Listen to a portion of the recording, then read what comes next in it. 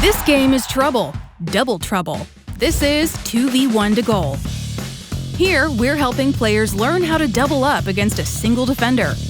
Create a rectangular grid with a goal or pair of cones on one end. Divide players into two teams, one in pennies, starting on opposite end lines. Here's how it looks. Two attackers initiate play from their end line and are met by one defender. The attackers work together to try to score. If the defender intercepts the ball, they can score by dribbling the ball over the end line. When a player scores or the ball goes out of bounds, new players rotate in and a new round begins. The idea is for attackers to use their number to their advantage by getting the defender to commit to the ball, then passing it to their teammate. When it works, it's a beautiful thing. Nice shot, Caroline! Coaches, defenders have a thankless job here and may get discouraged. Remind them that this game is meant to be challenging. And rotate players so everyone gets a turn playing both ends.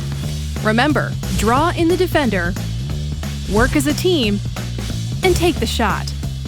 Yes, good things do come in pairs.